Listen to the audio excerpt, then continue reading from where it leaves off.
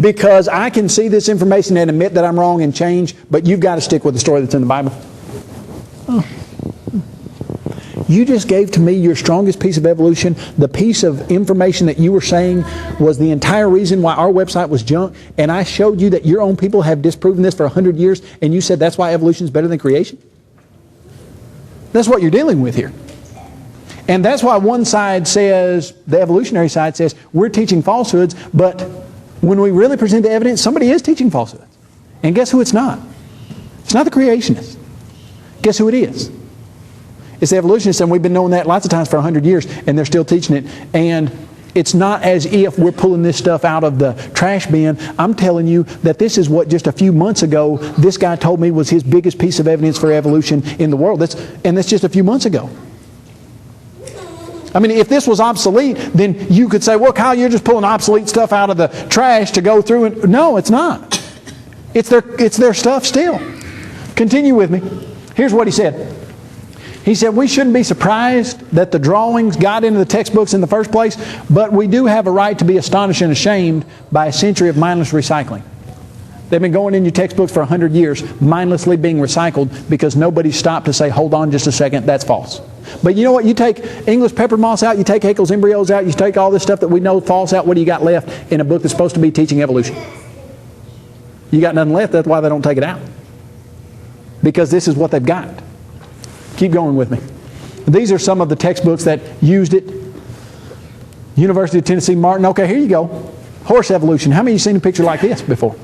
I walked into the Smithsonian several years ago now, and I'm going to say I stood in what I called the shrine to horse evolution. We are told that this continuous transformation series from Eohippus or Hyracotherium all the way to Equus, that's exactly what happened. That's how horses evolved. You can see that the toe was multi-toed, but then it gradually evolved into a single toe, and boom, this is the series of horse evolution. People have been told this for years. Now, in the 1950s, we knew it to be false. Read with me Herbert Nielsen. The family tree of the horse is beautiful and continuous, only in textbooks. The construction of the horse is a very artificial one. It cannot be a continuous transformation series. What do you mean it can't be a continuous transformation series? I was at the Smithsonian a few years ago I was probably in a $1 million exhibit. A shrine to horse evolution. Showing me Hyracotherium all the way up to modern Equus. Just a few years ago. Cost you your taxpayer money. Do you know that kids get into the Smithsonian for free? Anybody does. I don't have to pay a dime to get in. 10,000 kids a day, they say, come through the Smithsonian. Don't have to pay a dime. It's free of charge. Well, I mean free in that they take your tax dollars and they build the exhibits and then say anybody that wants to can come. And in that exhibit, I was told that horse evolution went from Hyracotherium all the way up to modern Equus. And we've been knowing since the 50s that's false as false can be. Listen to what Stephen Jay Gould said. George Gaylord Simpson, before Gould, he said the uniform continuous transformation of Hyracotherium into Equus, so dear to the hearts of generations of textbook writers, never happened in nature. Is that dawning on you what he just said? Listen to me. Seriously, whatever you're thinking about, stop it and listen for 1 second. So dear to the hearts of generations of textbook writers. What does he mean by that? He means that this has been used as evidence in textbooks for generations to prove evolution. And where does he say it happened? It didn't happen. Not in nature. The textbook's the only place it did happen. Is somebody spreading falsehoods? Yeah. George Gaylord, Stephen Jay Gould says, once ensconced in textbook, watch this word right here, misinformation. Becomes cocooned, effectively permanent. One of the amusingly perennial descriptions is of Eohippus or Don horse as the size of a fox terrier, even though most authors, including yours truly, have no idea of the dimensions or appearance of this breed. Watch what he says right there. He says, one of the amusingly perennial descriptions. You know what perennial means? Yearly. You plant a perennial, that means it grows 1 year, it comes back the next year, comes back the next year, comes back the next year.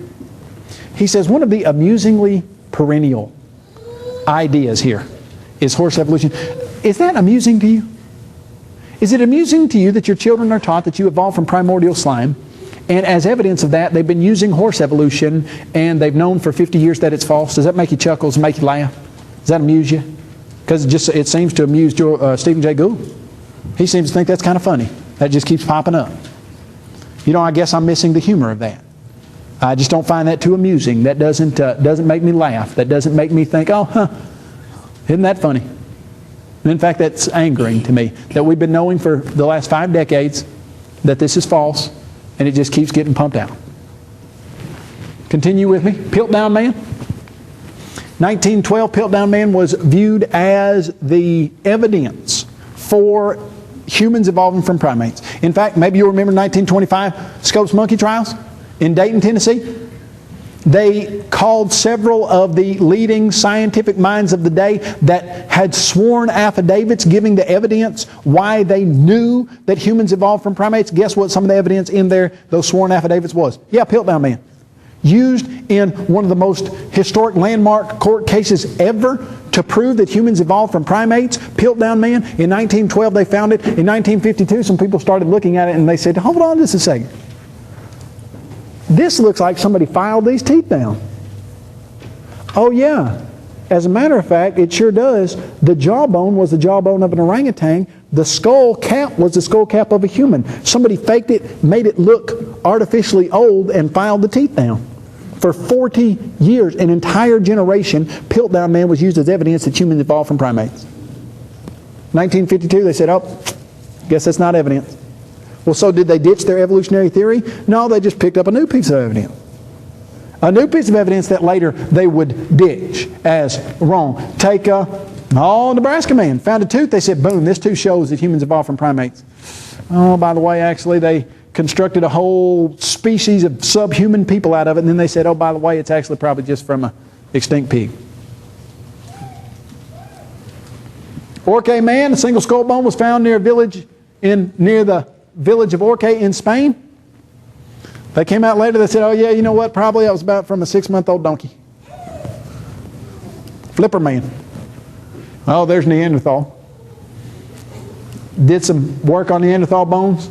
Dr. A.J.E. Cave studied them, said those are human bones, probably with rickets. Flipper Man found a collarbone. They said, yeah, this subhuman species proves that humans evolved from primates. Oh yeah, you know, by the way, actually, that's a rib bone of a dolphin. What are we seeing here? We're seeing some misinformation. What I'm about to show you is from a man by the name of Colin Patterson. He was the senior paleontologist at the British Museum of Natural History in the late 1970s. He has tried to say that you can't really use this quote. The evolutionists have tried to say that you can't really use this quote. They've done that without success, and here's why. He was traveling around to different museums delivering this speech, and he did not know that there was a creationist in his audience one day. The creationist was a scientist who studied turtles. He happened to have a tape recorder that he recorded the entirety of Dr. Colin Patterson's speech. Dr. Patterson was probably the most knowledgeable individual about fossils in 1979 of any person in the entire world. He's the senior paleontologist at the British Museum of Natural History. You don't get there if other people know more about fossils and evolution than you do. He wrote a book called Evolution. Title of his book. Here's what he said in this speech that he delivered on numerous occasions. He said, I think always before in my life when I've got up to speak on a subject, I've been confident of one thing, that I know more about it than anybody in the room because I've worked on it. Well, this time it isn't true. I'm speaking on two subjects, evolutionism and creationism. And I believe it's true to say that I know nothing whatever of either of them. One reason I started taking this anti-evolutionary view, or let's call it a non-evolutionary view, was that last year I had a sudden realization. For over 20 years I had thought I was working on evolution in some way. One morning I woke up and something happened in the night, and it struck me that I'd been working on this stuff for more than 20 years and there was not one thing I knew about it. Don't miss it. Right here, listen. It's quite a shock to learn that one can be misled for so long. Either there was something wrong with me or there was something wrong with evolutionary theory. Love this part. Naturally, I know there's nothing wrong